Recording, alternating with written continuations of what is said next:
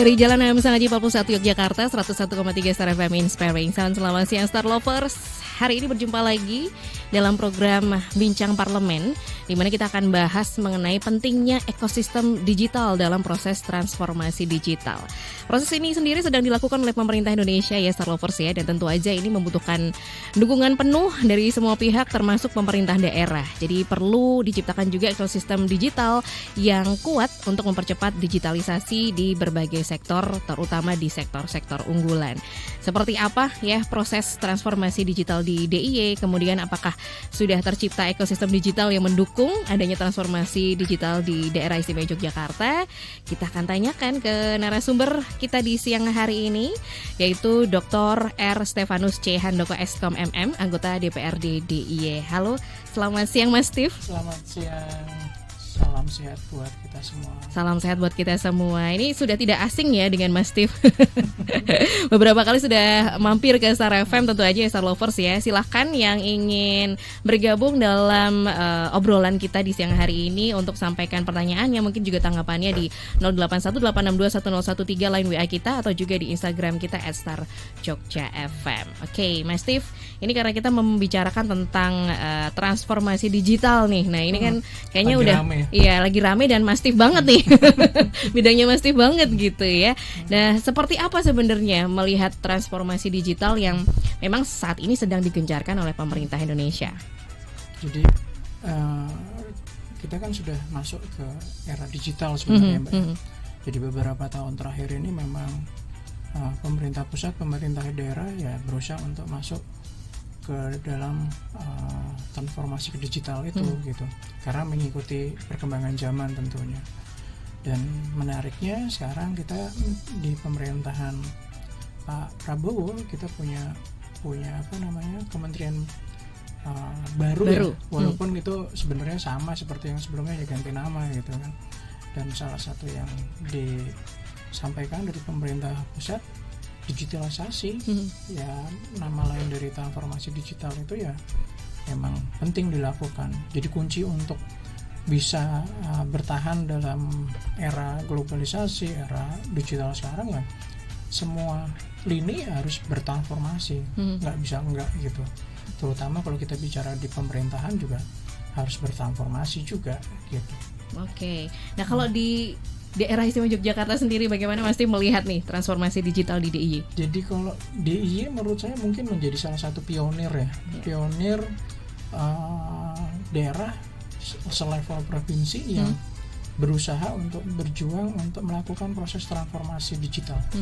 Karena kalau dibandingkan kita komparasi dengan wilayah-wilayah yang lain gitu, kita sudah bicara mengenai konsep transformasi digital. Bagaimana kita pengen membangun kota ini menjadi kota cyber, kota digital gitu sudah cukup lama. Kalau kita cek berbagai macam aturan-aturan gitu sejak 2005-2006 sudah muncul, Mbak. Jadi Pak Gubernur sudah mengeluarkan gagasan bagaimana Jogja itu menjadi kota cyber. Jadi konsep seperti itu. Jadi ya karena keterbatasan anggaran gitu ya, kita kan termasuk wilayah levelnya provinsi di Pulau Jawa yang anggaran APBD-nya paling kecil. Jadi ya kita punya konsep, punya gagasan bagus, ya jalan untuk mewujudkannya pelan-pelan, Mbak. Nggak bisa seperti wilayah yang lain yang punya anggaran cukup banyak. Jadi kalau kita ngelihat sejarahnya ya udah cukup lama, pelan-pelan proses. Dan proses yang lama itu ya kita saya anggap sebagai salah satu wilayah yang proses transformasinya cukup baik dibandingkan wilayah yang lain. Kenapa demikian? Karena ada salah satu indikator, kita beberapa kali kita mendapat reward ya, Mbak ya, dari kementerian. Salah satunya adalah wilayah yang melakukan implementasi sistem pemerintahan berbasis elektronik yang terbaik. Skor kita dari 5 itu kita 4,2. Jadi itu cukup tinggi dibandingkan wilayah yang lain, apalagi dikomparasi dengan kekuatan anggaran kita yang terbatas, kita sudah bisa sampai di level itu. Artinya apa?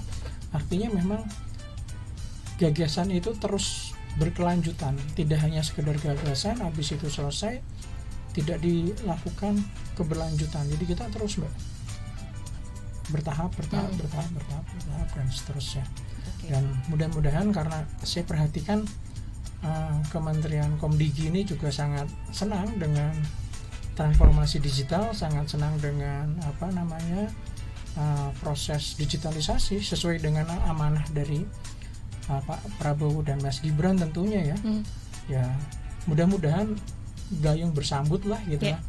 Tadi di awal kita bisik-bisik ya Mbak ngobrol di Jogja ini kedatangan mungkin ya setengah dari total kabinet kementeriannya Pak Prabowo itu sudah berkunjung ke Jogja. Mudah-mudahan yang terkait dengan transformasi digital, kementerian yang terkait dengan itu juga tidak hanya membawa staf, orang-orang kementerian, kemudian termasuk menterinya, tapi juga anggarannya. Nah, betul. Mudah-mudahan didengar ya. Mudah-mudahan didengar ya, gitu ya.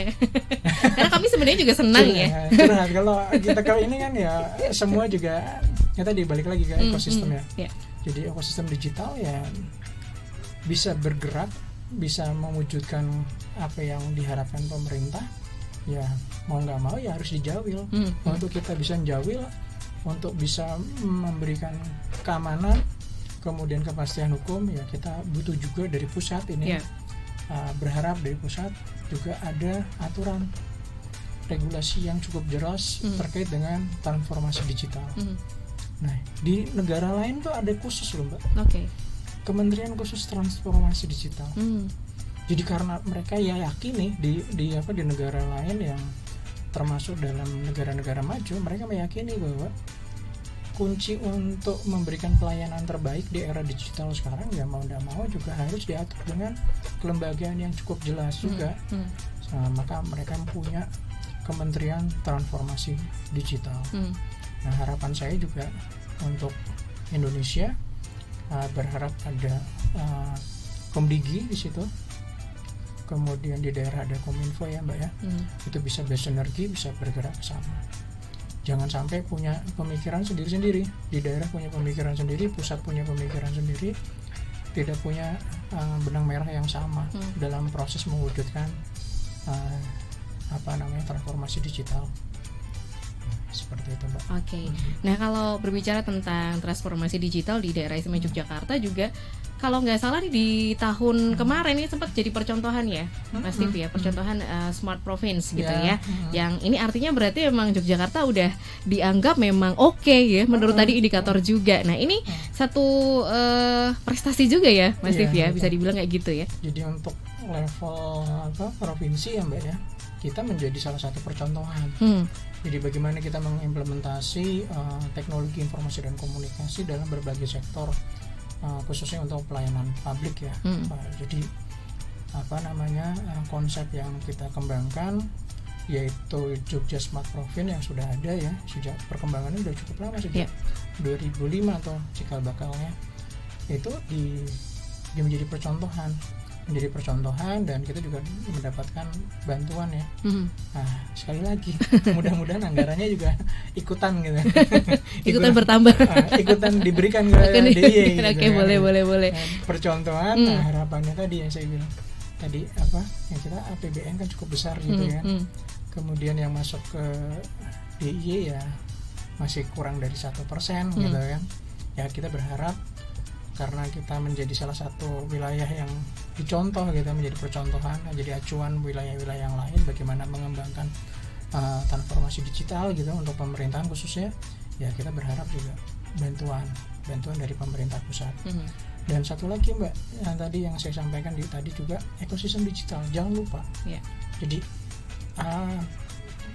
nggak mungkin bisa terwujud kalau ekosistemnya nggak ikutan ke arah yang sama. Bagaimana pemerintahnya punya gagasan, punya mimpi bahwa mewujudkan wilayah yang bertransformasi ke arah digital, tapi masyarakatnya enggak, akademisinya enggak, kampus risetnya juga enggak ke arah ke sana, kemudian masyarakat sendiri juga enggak ke arah ke sana, kemudian yang paling penting juga industrinya Mbak, pihak swasta ternyata enggak ke arah ke sana juga kan. Nggak sama gitu arah tujuannya. Nah ini harusnya kita coba gandeng juga kita ajak komunikasi juga, kemudian ya untuk lebih jelas terkait dengan peran masing-masing, ya mau tidak mau kita harus membuat aturan regulasi yang jelas. Nah, kita balik lagi karena kita ini Indonesia kan pemerintahannya di pemerintahan di Indonesia kan ada pemerintah pusat dan ada pemerintah daerah. Kita tidak bisa serta-merta membuat aturan-aturan yang tidak sesuai dengan aturan di atasnya. Harapannya di atasnya juga sudah ada aturan jelas sehingga kami di daerah bisa membuat berbagai macam aturan turunannya yang bisa diimplementasi di masing-masing wilayah kami, disesuaikan dengan kondisi kita gitu, kondisi budgetnya, kondisi demografinya, kondisi wilayah dan seterusnya. Jadi itu artinya itu juga tantangannya ya untuk menciptakan ekosistem itu. Jadi kalau kita bicara tantangan paling utama, menurut saya salah satunya yang paling penting adalah regulasi, Mbak. Orang mau ikutan dalam dunia digital pasti berpikir banyak. Pelaku industrinya juga sama. Dia apakah risetnya, apakah implementasi produknya, jasa dan seterusnya ini bisa diterima, kemudian aman nggak, kemudian ada nggak kepastian hukum terkait dengan apa yang mereka buat. Jangan sampai mereka sudah ada riset, kemudian pengembangan produk, pengembangan jasa, sampai dengan mendeliver produk dan jasa itu ke masyarakat, ternyata kepastian hukumnya nggak jelas. Nah, itu menjadi penting. Jadi saya selalu menyampaikan di berbagai kesempatan, jadi tolonglah pemerintah pusat itu bukan ngejar program-program kegiatan saja, tapi pastikan bahwa regulasi yang ada cukup untuk memberikan kepastian, terutama kalau itu terkait dengan kewilayahan provinsi, kabupaten, kota. Kami berharap di pusat juga memiliki aturan yang cukup jelas. Jadi kami kan bisa, kami pengen bikin A, B, C, D, ternyata memang ada aturan yang mengatur ke arah sana, tidak terjadi kesalahan ataupun melewati kewenangan kita gitu. Semacam itu. Jadi tantangan paling utama menurut saya ya regulasi. Yang kedua, kalau di DIY anggaran. Balik laginya ke anggaran agak susah ini ya. Regulasi juga anggaran ya. Investasi teknologi nggak murah, Mbak. Investasi teknologi nggak murah. Jadi kalau kita pengen mendapatkan kenyamanan, pelayanan publik yang cukup baik gitu, ya itu berbanding lurus dengan pengeluaran yang harus dipersiapkan. Gitu. Oke. Siap. Semoga ini pemerintah pusat mendengar ya. Talkshow kita di siang hari ini. Di IG saya tag Bu Menterinya sama Bu Menteri sama IG-nya. Mudah-mudahan datang ke sini gitu ngobrol bareng. Iya, betul. Kami berharap ya bisa ngobrol bareng dengan Bu Menteri juga di sini ya. Oke. Regulasi itu artinya juga harus selaras antara pusat dan juga daerah. Kalau di daerah sendiri juga sudah ada ya perdanya ya. Mungkin juga untuk Star Lovers belum tahu nih. Jadi kita aturannya masih terbatas sebenarnya, Mbak. Jadi apakah sudah cukup? Belum. Nah, tapi kita sudah mendorong berbagai macam aturan untuk menuju ke arah ke sana. Apakah sudah sesuai dengan yang kita harapkan? Masih jauh sih, Mbak. Tapi sedikit banyak kita sudah berusaha, kami di pemerintahan, di eksekutif maupun di DPRD, untuk berjuang bagaimana sih kita menyusun berbagai macam aturan yang arahnya ke arah ke sana gitu. Jadi kalau 2005-2006 itu ya ada pergubnya, Mbak, terkait dengan peta jalan atau roadmap bagaimana kita mengembangkan gagasan terkait dengan mewujudkan Jogja Kota Cyber atau berkembang kemudian menjadi Jogja Smart Province itu. Nah itu ada ada pergubnya juga. Tapi masih satu lagi, Mbak, yang menurut saya cukup menjadi kegelisahan saya sebagai anggota dewan, yaitu belum adanya perda terkait dengan kesana, Mbak. Jadi menurut saya yang paling penting adanya perda inovasi teknologi, ada perda terkait dengan bagaimana pemanfaatan teknologi. Kemudian kita juga harus memiliki perda terkait dengan tata kelola penyelenggaraan berbasiskan digital, pemerintahan berbasiskan digital. Jadi apakah itu menjadi satu bentuk perda yang sama, satu perda yang komplit, atau dipisah gitu. Tapi kita butuh itu, Mbak. Jadi menjadi PR. Jadi kita juga butuh undang-undangnya dong, ya kan? Kita butuh undang-undangnya. Kita berharap di Jakarta teman-teman di DPR RI juga memikirkan bagaimana kita mendukung gagasannya Pak Presiden dan Wakil Presiden terkait dengan digitalisasi. Ya, seharusnya kita berharap mereka juga memikirkan adanya undang-undang ataupun aturan yang bisa memayungi begitu, Mbak. Jadi kita sih terus berjuang. Nah, ini mudah-mudahan, Mbak, besok ini tanggal 23 saya sebagai salah satu inisiator untuk adanya perda terkait dengan penyelenggaraan pemerintahan cerdas atau Yogyakarta Smart Province itu diminta untuk mempresentasikan usulan judul tanggal 23 besok ini, 23 Desember. Mudah-mudahan disetujui dari jumlah anggota Bapemperda sudah lebih dari 60%, hampir 70% itu setuju. Kemudian dari teman-teman DPRD sudah lebih dari 50% setuju. Saya coba muter teman-teman menjelaskan bahwa pentingnya urgensi seperti ini, adanya perda ini, dan mereka juga menyambut baik. Nah, mudah-mudahan di 2026 itu perda itu sudah jadi, mudah-mudahan dimulai dari sekarang. Prosesnya panjang. Kalau teman-teman Star Lover mengikuti terkait dengan apa yang saya perjuangkan, ini sudah ada sejak 2019. 2020 saya sudah kemana-mana bercerita terkait dengan pentingnya regulasi pemanfaatan teknologi. Nah, tapi masih belum proses. Mudah-mudahan ini tanggal 23 itu kawan-kawan, karena sudah secara informal maupun formal secara dukungan tertulis juga sudah saya dapatkan. Ya, mudah-mudahan itu bisa terwujud, Mbak. Oke.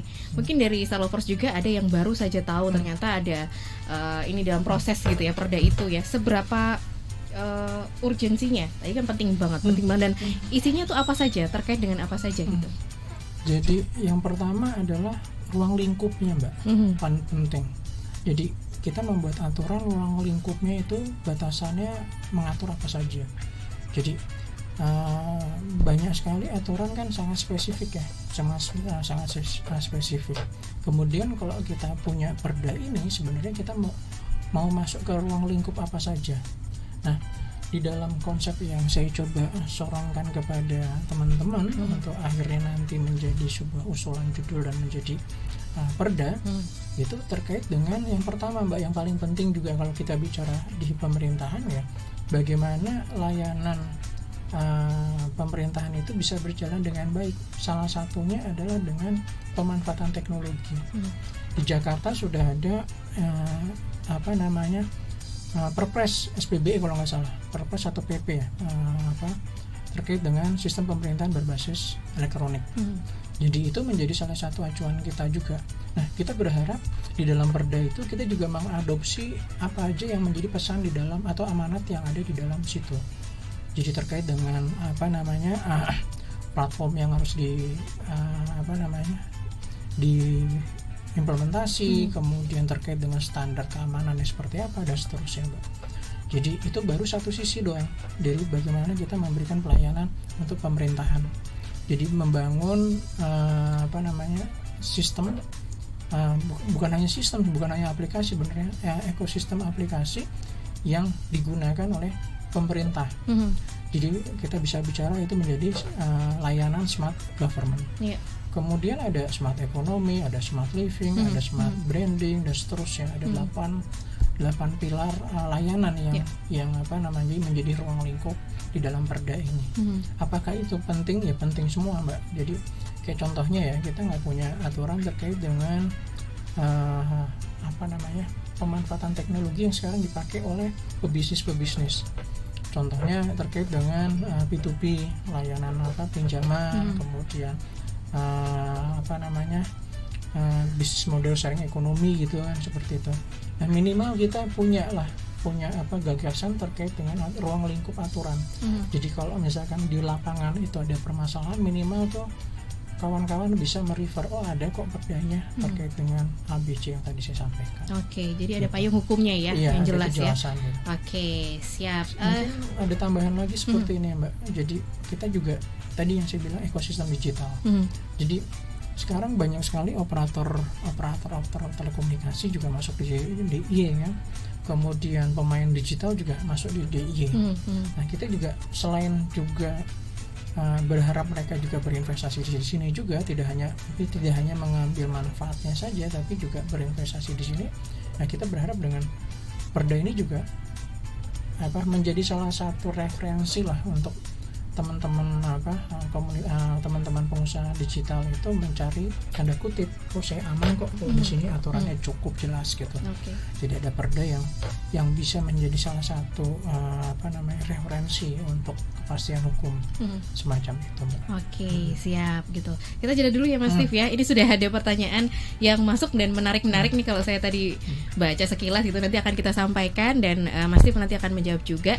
Silakan bagi Anda yang baru saja bergabung di bincang parlemen kita di siang hari ini, boleh sampaikan pertanyaan atau tanggapannya terkait dengan ekosistem digital ini ya di 0818621013 atau di Instagram kami @starjogja_fm. Setelah lagu ini kita akan segera kembali. Star Lovers, kembali lagi dalam bincang parlemen tentu saja, dan masih bersama dengan Mas Steve di sini, anggota DPRD DIY. Yang tadi kita sudah bahas juga terkait dengan bagaimana kondisinya saat ini transformasi digital di DIY gitu ya, dan juga disampaikan bahwa sedang diupayakan juga tentang perda begitu ya, Mas Steve ya. Dan ini ada pertanyaan menarik juga, terima kasih dari Pak Wikan yang ada di Bantul gitu ya. Tentang perda tadi nih, ini menarik karena sekarang tuh lagi happening yang namanya AI. Apakah ini nanti juga akan diatur nih, Mas Steve gitu di perda itu tadi? Jadi nggak hanya sebatas salah satu teknologi saja yang kita coba manfaatkan, Mbak. Jadi sekarang berkembang banyak sekali teknologi ya. Ada big data analitik, kemudian ada sosial media berkembang juga. Kemudian disebut tadi ada artificial intelligence yang cukup berkembang dan mempengaruhi sekarang ruang lingkup digital gitu ya. Sampai tadi kita ngobrol juga terkait dengan WA juga sudah ada Meta artificial intelligence di sana dimasukkan ke sana. Apakah diatur ke sana? Jadi yang kita atur adalah secara umum. Jadi pemanfaatan berbagai macam teknologi terkini terutama supaya bisa diimplementasi di daerah istimewa Yogyakarta, Mbak. Apapun teknologi yang bisa kita mampu untuk kita bisa implementasi, mudah-mudahan itu bisa dimanfaatkan. Jadi jangan sampai kita gagap juga gitu. Pemerintah gagap. Yang kita khawatirkan tuh adalah itu gagap. Jadi pemerintahan kita gagap. Ini apa gitu? Ini barang apa? Kita harus bagaimana? Kemudian aturannya bagaimana? Bisa nggak sih kita memanfaatkan teknologi informasi dan komunikasi dengan berbagai macam turunannya termasuk artificial intelligence itu gagap gitu. Karena apa? Karena kita nggak punya aturan. Bener nggak sih kalau kita pakai alat ini untuk hasil produk yang dibuat oleh pemerintahan? Misalkan sebagai contoh, kalau kita ngambil kebijakan lewat Zoom, nyebut produk ya, misalkan kita secara online gitu ya, kita berkomunikasi tanpa duduk di dalam satu ruangan yang sama, kemudian kebijakannya kita putuskan di situ. Aturannya gimana? Ya kan, biasanya rapat itu kan hadir di dalam ruangan, ada tanda tangannya. Sedangkan sekarang dengan adanya transformasi digital ini, itu sebenarnya harus juga diatur. Jangan sampai di kemudian hari ada persoalan kehadiran kurang dari 2/3 misalkan atau 50%. Ternyata yang hadir itu sebenarnya full, cuman melalui channel yang berbeda nggak datang. Jadi tadi pertanyaan apakah teknologi itu nanti juga akan diatur. Jadi kita konsepnya adalah bagaimana berbagai macam teknologi itu bisa menjadi salah satu yang kita gunakan untuk memberikan pelayanan terbaik bagi masyarakat. Gitu. Jadi penyelenggaraan pemerintahan menjadi lebih baik dengan berbagai macam teknologi yang ada. Seharusnya kita sudah siap, gitu. Nah, bagaimana menyiapkan? Salah satunya ya tadi, apakah ada kaitannya dengan SDM? Tentu. Nah, bagaimana kita menyiapkan SDM yang berkualitas tanpa kita memiliki aturan? Pak kan ada PNS Pak. Nah kita juga perlu challenge juga, nggak semua PNS kan mekanisme di kenaikan jabatan di ASN kan juga unik ya. Kita membutuhkan orang yang profesional.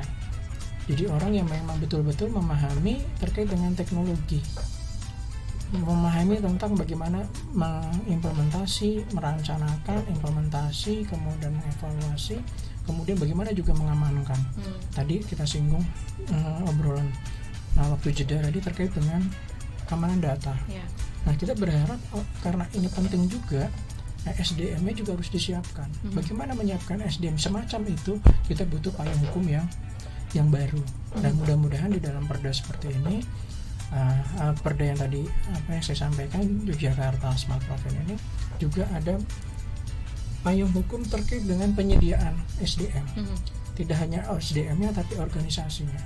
Apakah nanti bentuknya berbeda, tidak melekat di satu OPD penyelenggara layanan semacam ini, tidak melekat pada satu OPD, tapi ada badan khusus yang profesional, di-hire secara profesional, memiliki kemampuan yang profesional sesuai dengan bidangnya. Harapan saya arahnya nanti seperti itu. Gitu. Oke, ini menanggapi dari tanggapannya juga dari Mas Steve gitu ya.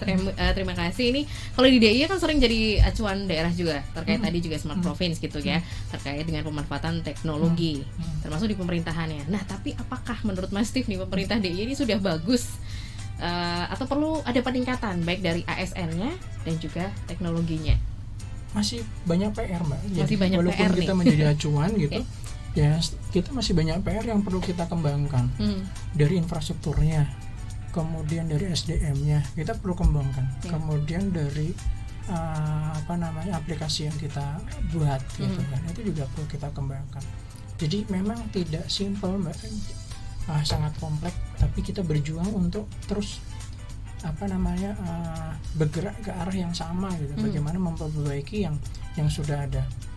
Nah, saya secara pribadi merasakan bahwa Yogyakarta yang segitu tanda kutip ya sudah diapresiasi sangat tinggi pun, kita perlu jangan lengah lah istilahnya tuh, karena sudah mendapatkan skor cukup baik kemudian kita lengah, kemudian merasa paling baik sendiri, superior pede banget gitu kan. Ternyata sebenarnya itu nggak boleh seperti itu. Nah, makanya saya menyampaikan bahwa apakah sudah cukup baik ya, kita perlu terus berbenah terus. Apalagi bicara mengenai teknologi, cepat sekali Mbak berkembangnya. Jadi kita perlu juga memanfaatkan memanfaatkan teknologi yang ada. Nah ini PR tadi balik lagi budgetnya, anggaran. Tapi kita Pak Gubernur, saya senang beberapa kali ngobrol dengan Pak Gubernur, pemikirannya sama. Jadi dia sangat senang sekali dengan teknologi ya. Jadi bahwa teknologi itu kita percaya bahwa dengan pemanfaatan teknologi kita bisa memberikan pelayanan yang lebih baik kepada masyarakat. Dengan kita bertransformasi ke digital juga akan bisa memberikan efek yang baik kepada ekosistem di DIY, terutama kepada masyarakat secara luas. Seperti itu. Siap. Ini aja dengan anggaran yang terbatas ya, kita sudah oke nih, udah dapat apresiasi dari pemerintah pusat. Kita paling kalau ditambah nanti. Iya, makanya tadi aku bilang dari APBN 3.000 sekian ya, nggak nyampe 5% ya. Ya mudah-mudahan nggak nyampe 1% lah. Ya mudah-mudahan karena teman-teman menteri banyak yang berkunjung ke sini gitu, ngerebeli ya. Bosannya apa ya? Ya memberikan insentif buat kita gitu kan. Bantuan-bantuan. Ataupun bisa istilahnya menggandeng investor, tapi titiknya lokusnya itu di gitu. Jadi misalkan membawa Microsoft gitu kan, membangun kampus digitalnya. Betul. Tapi bukan di tempat lain, tapi di Jogja gitu kan. Kemudian mungkin dengan Google kah, dengan Tesla lah, atau dengan yang lain gitu. Tapi ditaruh di IE gitu. Itu menarik. Win-win solution gitu kan. Pemerintah tetap bisa menjalankan programnya. Kita DIY sebagai acuan barometer terkait dengan transformasi digital juga secara nyata memang benar-benar dibantu tanda kutip itu. Oke, siap. Kita ke pertanyaan selanjutnya ya di Instagram ini. Terima kasih @masdewi. Mas Steve, ini banyak OPD membuat aplikasi layanan. Ini sebenarnya tuh latah atau memang kebutuhan? Dan masyarakat yang bingung dengan banyak sistem dan aplikasi ini harus bagaimana? Karena memang cukup lumayan banyak dan tiap OPD bahkan punya gitu ya Mas Steve ya. Bagaimana tanggapannya? Ya, jadi memang satu sisi memang kebutuhan Mbak, disesuaikan dengan waktunya ya. Apakah ada aplikasi yang dikembangkan beberapa tahun yang lalu dan kemudian sekarang tidak dikembangkan, kemudian ada aplikasi pengganti, bisa jadi ada di masing-masing OPD semacam itu. Jadi yang perlu kita dorong adalah melakukan evaluasi, kemudian monitoring, kemudian juga kita menyederhanakan tanda kutip ya, terkait dengan berbagai macam aplikasi yang ada, bukan menghilangkan. Jadi kadang ada statement bahwa terlalu banyak aplikasi gitu kan, terlalu banyak aplikasi, maka kebijakannya adalah dihapus, dikurangi. Akhirnya apa, aplikasi yang sebenarnya penting akhirnya tidak ada gitu kan. Bahasanya seharusnya ya lebih bijak lagi, yaitu ya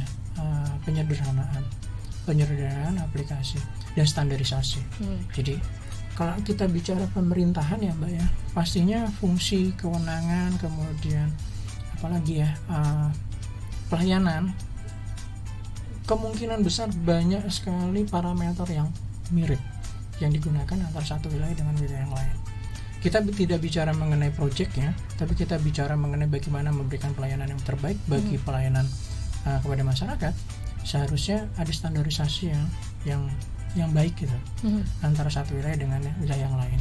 Yang menjadi persoalan adalah pemerintah pusat pun masih tanda kutip ya tidak memiliki aturan, belum pada tahapan memiliki tanda kutip lagi bahwa punya standar yang baik untuk aplikasi mana yang bisa digunakan untuk berbagai macam wilayah. Kita sering dengar bahwa pemerintah pusat datanya hilang, ya kan, datanya hilang, kemudian aplikasinya down, tidak bisa digunakan dan seterusnya. Balik lagi ke OPD kita, ya kita perlu penyederhanaan. Dan saya beberapa waktu yang lalu juga mendengar teman-teman di Dinas Kominfo juga melakukan penyederhanaan. Banyak sekali aplikasi-aplikasi yang idle nggak digunakan, tapi ada sudah tidak digunakan, sudah ada penggantinya, masih ada. Nah itu juga tanda kutip tidak menjadi beban pikiran, satu beban resource lain yang ada digunakan dari aplikasi itu, jadi kurang-kurangnya. Jadi dievaluasi, dimonitoring lagi mana saja yang seharusnya tidak digunakan. Yang paling penting adalah standarisasi Mbak. Kalau menurut saya penting. Betul. Nah, ada orang yang bertanggung jawab. Nah di Yogyakarta itu siapa? Salah satunya adalah Dinas Kominfo. Nah kita berharap juga karena load kerjanya cukup tinggi ya terkait dengan pemanfaatan teknologi ini, ya ada badan khusus sih sebenarnya. Jadi perda itu untuk memunculkan itu ya harus ada perda yang mereka memang betul-betul profesional untuk bisa bekerja, tidak sekedar teknis. Oh ini jago-jago nih anak-anaknya, jago-jago nih pegawainya atau petugasnya jago-jago. Mereka sulit bekerja ketika mereka harus berhadapan dengan berbagai macam pihak, OPD A, Dinas A, B, C, D segala macam punya egosentris masing-masing. Ketika mereka tidak dipayungi payung hukum yang cukup jelas, bisa jadi kan request dari teman-teman ini untuk memberikan pelayanan yang baik diabaikan oleh OPD A, B, C, D yang lain. Oh ini karena perkoncoan, gampang. Tapi karena ini sulit dan lain-lain. Karena nggak ada payung yang jelas, nggak ada SOP yang jelas. Nah terkait dengan integrasi tadi Mbak, berbagai macam OPD ya penting. Jangan sampai data yang dimiliki masing-masing OPD berbeda. Ini baru satu doang pemerintah DIY. Bagaimana dengan kabupaten kota?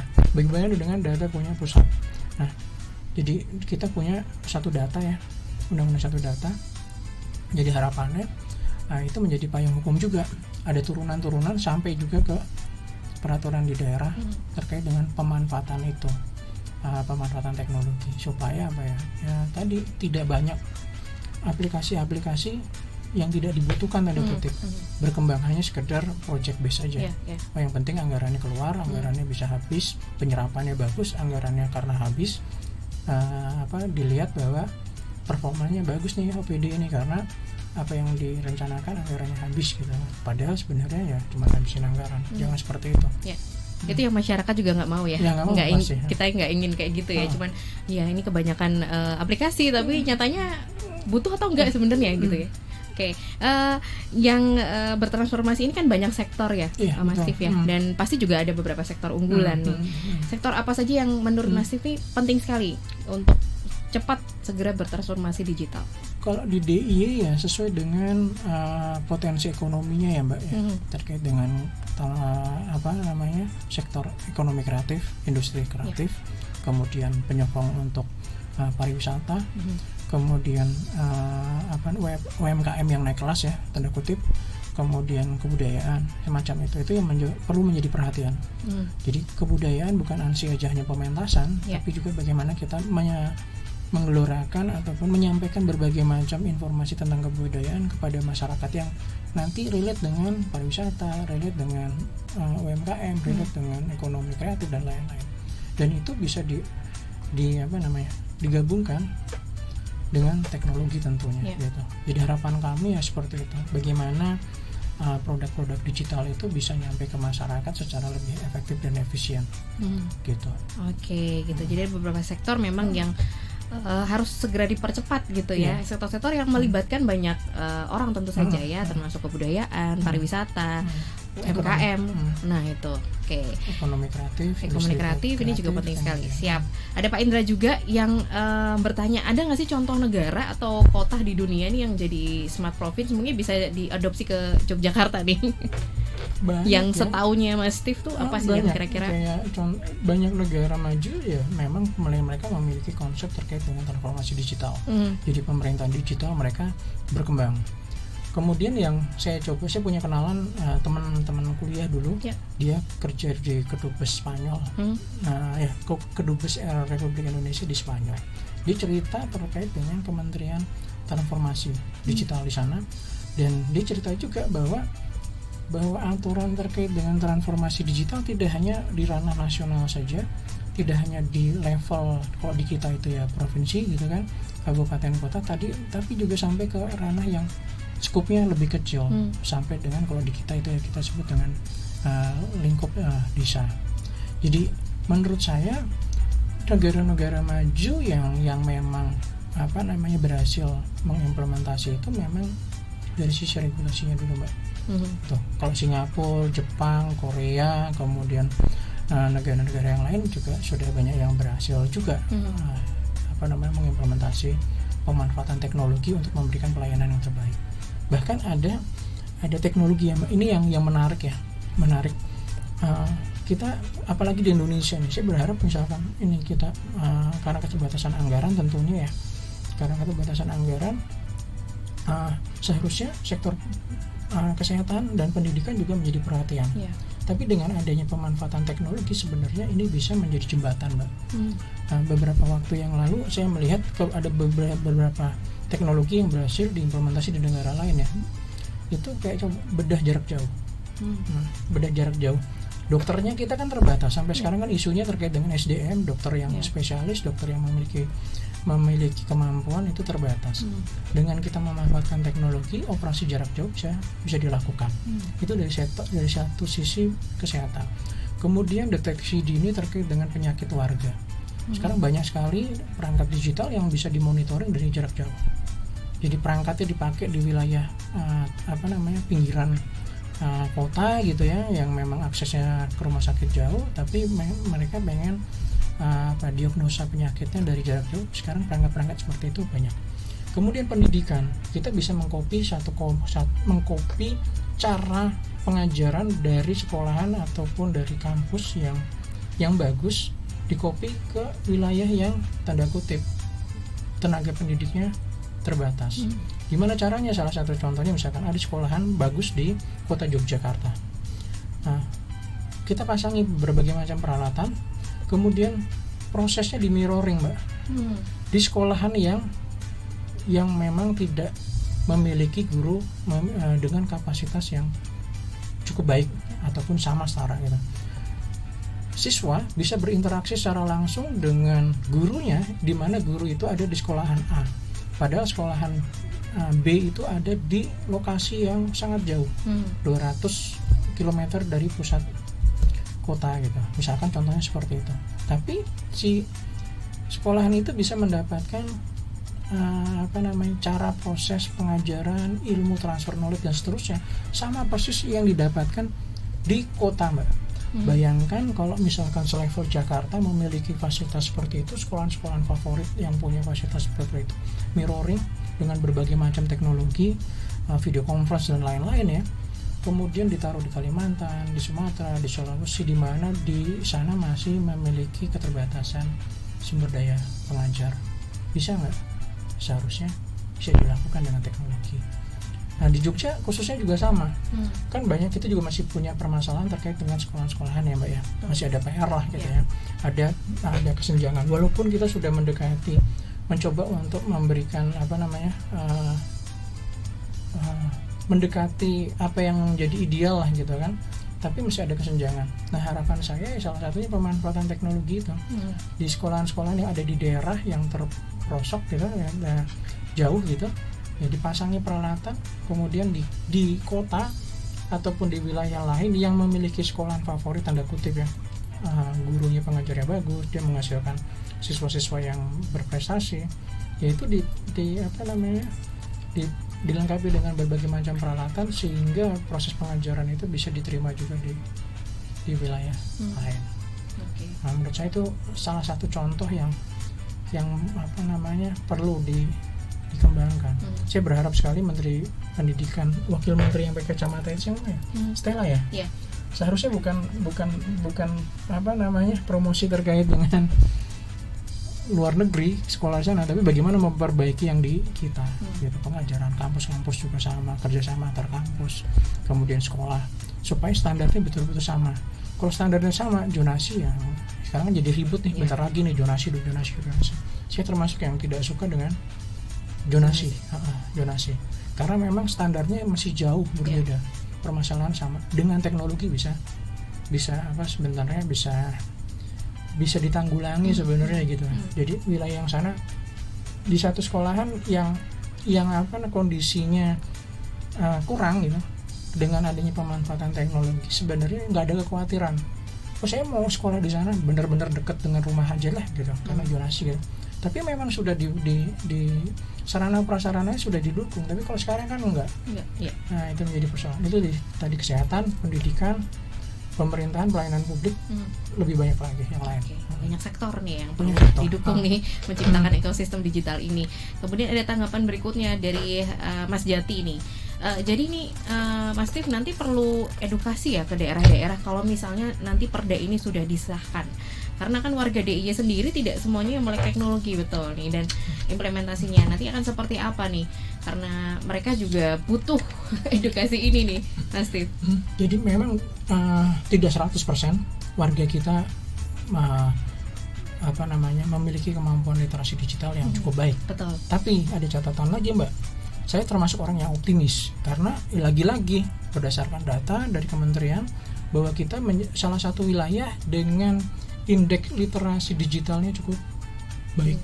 Kita nomor 1 Mbak. Jadi artinya apakah kita perlu juga melakukan edukasi kepada masyarakat? Sudah pastilah. Kita punya klaster yang tadi kok saya bilang tadi ini udah memang cukup baik, tapi masih ada yang masih medium, masih yang kurang. Kita perlu literasi terkait dengan berbagai macam hal, termasuk terkait dengan literasi digital masih perlu. Oke. Jadi tetap nanti juga pasti akan ke daerah-daerah gitu ya untuk mengedukasi ini, memberitahukan bahwa sudah ada perda ini, dan siapa tahu ini nanti juga akan semakin memberikan semangat juga untuk pelaku-pelaku digital. Sebenarnya Yogyakarta sendiri sudah banyak ya. Banyak banget Mbak. Makanya tadi aku bilang ekosistem digital jangan sampai pelaku ekosistem digital lokal jangan ditinggal. Jangan ditinggal. Ini harus dirangkul, harus diajak kerjasama, dirangkul untuk bisa bergerak ke arah yang sama gitu. Di Jogja itu kan banyak cerita bahwa orang kerjanya tuh di luar sebenarnya, dia ID card-nya tuh di luar, tapi tinggal stay-nya di Jogja gitu. Seperti itu. Banyak sekali seperti itu karena menganggap bahwa SDM-nya cukup baik gitu. Tidak hanya sekedar tanda kutip, SDM di Jogja itu murah. Enggak, kata siapa? bukan sekedar hanya tanda kutip itu, tapi sebenarnya memang mereka punya kapasitas yang cukup tinggi, dan itu jangan ditinggal. Sebisa mungkin banyak dijawil lah gitu ya, diajak kolaborasi gitu. Gitu. Oke, nah itu juga masyarakat. Kemarin kan dengar waktu Mbak Bu Mutia main ke kampung cyber ya. Nah, itu salah satu komunitas yang ada di kita. Yang levelnya di kampung, kemudian dia sudah banyak berkiprah terkait dengan proses transformasi digital. Yang kayak gitu-gitu kan banyak di Jogja itu. Nah, itu perlu dijawil juga. Industri digitalnya juga banyak, pelaku digital juga banyak. Nah, apa sih yang sebenarnya dibutuhkan mereka? SDM butuh ngelingkan dengan kampus supaya SDM-nya memang siap masuk ke industri mereka. Mereka juga mau bertukar informasi kepada kampus, kepada komunitas yang ada di Yogyakarta. Pemerintah dengan melihat adanya kaitan yang cukup baik, ya ekonomi kan mesti berkembang. Pemerintah melihat wah ini kesejahteraan akan naik nih kalau dengan kondisi kayak gini. Gitu. Nah tadi banyak pelaku industri digital di Yogyakarta, tapi banyak juga anggapan bahwa mereka di Yogyakarta tuh sebenarnya karena dibayar murah gitu loh. Kenapa di SDM-nya diambil dari Yogyakarta? Karena murah itu tadi. Nah ini bagaimana nih Mas untuk menepis anggapan-anggapan kayak gini nih? Kalau menurutku enggak juga sih ya. Karena kalau kita ngelihat tanya rate-nya gitu, mereka ya ada yang rate-nya pakai dolar juga. Ada yang pakai standar Jakarta tapi dia tinggalnya di sini gitu. Beberapa teman-teman kawan-kawan ya, kemudian ada tingkat mereka ya stay-nya di Jogja, tapi kalau ditanya rate-nya Jakarta atau rate-nya mana, rate Jakarta gitu. Jadi enggak juga gitu. Apalagi kalau kita bicara mengenai pelaku atau SDM teknologi, Mbak. Nah, itu kita harus pahami juga nggak ada yang murah di situ. Jadi kita perlu paham bahwa dengan teknologi memang ada biayanya, tapi dengan adanya teknologi pemanfaatannya yang bisa diterima oleh masyarakat pasti akan lebih bagus, lebih prima gitu. Seperti itu. Oke, terakhir nih. Terakhir ya, kita sudah jam segini ya, nggak kerasa ya. Ini ekosistem digital yang aman dan efisien pasti ini sangat dibutuhkan. Nah, menurut Mas Steve sendiri, untuk mencapai itu langkah-langkah apa yang harus dilakukan nih, khususnya untuk Pemda? Regulasi tetap lagi regulasi. Kita penguatan regulasi dulu. Jadi kita berharap pemerintah pusat juga melakukan hal yang sama, menyiapkan berbagai macam regulasi sebagai payung hukum kita. Kita tidak mau menunggu tanda kutip ya, bukannya kita bagaimana, tapi kita juga harus menyiapkan berbagai macam regulasi yang bisa dipakai untuk menjadi payung hukum. Jadi payung hukum terkait dengan kalau ada masalah, menjadi payung hukum ketika kita menganggarkan, kita melakukan implementasi berbagai macam hal terkait dengan bagaimana kita menjaga keamanan data kita, aplikasi kita, dan seterusnya. Banyak sekali yang kita coba atur yang bisa menjadi payung hukum, terutama itu Mbak. Jadi bagaimana sih kita menugaskan si A, si B, karena ini ruang lingkupnya masuk ke sana, mereka harus mempunyai standar ABC dan seterusnya, mereka harus compile terkait dengan itu gitu. Jadi mau nggak mau ya regulasi, paling utama regulasi. Kadang itu dilupakan. Ini jadi pengingat juga ya, pengingat juga untuk pemangku kepentingan, kemudian juga pemerintah pusat untuk membuat regulasi ini supaya sampai lebih saya bikin bukunya loh. Nah ini dia, ini bukunya ini yang harus dipunya ya, transformasi digital menuju smart province ya. Jadi ini buku ini sudah nyampe ke Pak Wapres, kemudian Pak Gubernur dan jajarannya, Pak Sekda sudah, kemudian teman-teman kepala dinas juga udah. Mudah-mudahan ini menjadi inspirasi mereka lah. Kemudian ke kantor kepresidenan juga sudah terima teman-teman di sana, Pak Asbi ya, kepala PCO-nya, teman-teman di sana juga sudah terima. Mudah-mudahan buku ini juga menjadi inspirasi buat mereka lah, bahwa memang kata kunci yang paling utama ketika kita pengen transformasi digital, untuk prosesnya itu bisa berkelanjutan, regulasinya harus jelas, clear. Siap. Jadi supaya transformasi digital berjalan dengan baik harus ada regulasi, dan tentu saja juga support dari semua Esalovers ya. Kita sendiri jadi masyarakat juga harus support ya. Kita punya peranan juga loh ya. Jangan salah. Jadi kalau saya sih yakin lah kalau masyarakat kita itu dengan kemudahan akses internet sekarang ya Mbak ya. Informasi itu banyak mereka dapat, dan mereka bisa belajar banyak dari informasi yang mereka dapat. Jadi kita jangan sampai memikirkan bahwa underestimate, masyarakat kita nggak tahu nih, masyarakat kita belum bisa lah, masyarakat ini nggak bisa. Memang ada klaster-klaster seperti itu, tapi kita jangan terbawa ke arah ke sana. Tapi kita harus optimis lah bahwa masyarakat kita masyarakat pembelajar, kita berikan fasilitas yang cukup, pasti nanti kita akan bergerak ke arah yang sama. Jadi itu yang bisa dilakukan oleh Star Lovers dan kita saya gitu ya sebagai masyarakat gitu ya, untuk terus belajar, apalagi dipermudah dengan teknologi ini, jadi belajar terus gitu ya. Kita berharap media juga menyuarakan hal yang sama. Siap. Bahwa transformasi digital penting, dan mudah-mudahan besok jejer sama Bu Mutia di sini. Betul, kita tunggu ya Bu Mutia ya untuk mampir ke Star FM nantinya. Terima kasih Mas Steve. Sama-sama. Obrolan yang sangat seru dan juga padat tentu aja ya Star Lovers ya. Setelah ini Widya akan terus lanjut lagi di Star and Relax. Saya pamit juga. Tetap semangat, salam sehat, sampai jumpa.